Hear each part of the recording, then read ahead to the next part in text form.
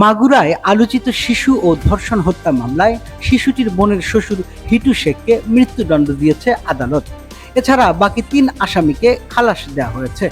শনিবার সকাল ৯:৩০টার দিকে মাগুরা নারী ও শিশু নির্যাতন দমন ট্রাইব্যুনালের বিচারক এম জাহিদ হাসান এই রায় ঘোষণা করেন।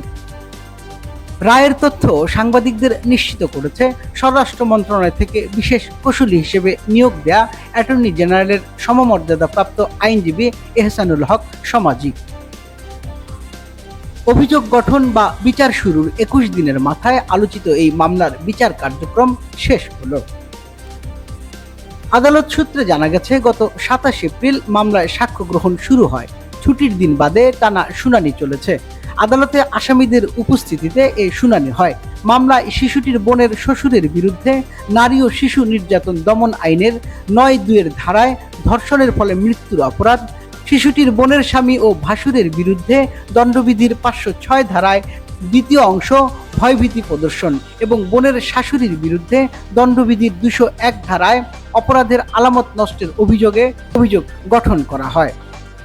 গত ১৩ এপ্রিল মামলার তদন্তকারী কর্মকর্তা ও মাগুরা সদর থানার পরিদর্শক মোহাম্মদ আলাউদ্দিন আদালতে অভিযোগপত্র জমা দেন। পরে ১৭ এপ্রিল মামলাটি চিফ জুডিশিয়াল ম্যাজিস্ট্রেট আদালত থেকে ট্রাইব্যুনালে স্থানান্তর করা হয় এবং ২০ এপ্রিল অভিযোগপত্র গ্রহণ করা হয়।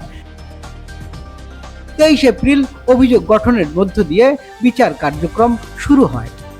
গত ১৫ March senior judicial magistrate Sabyasachi রায়ের আদালতে শিশুটির বোনের শ্বশুর ফৌজদারি কার্যবিধির ১৬৪ ধারায় স্বীকারোক্তিমূলক জবানবন্দি দেন।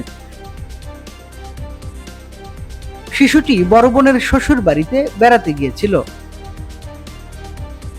৬ মার্চ বেলা ১১টার দিকে তাকে অচেতন অবস্থায় মাগুরার ২৫০ শয্যা বিশিষ্ট হাসপাতালে নেওয়া হয়। পরে ১৩ মার্চ ঢাকার সম্মিলিত সামরিক হাসপাতালে চিকিৎসাধীন অবস্থায় শিশুটির মৃত্যু হয়।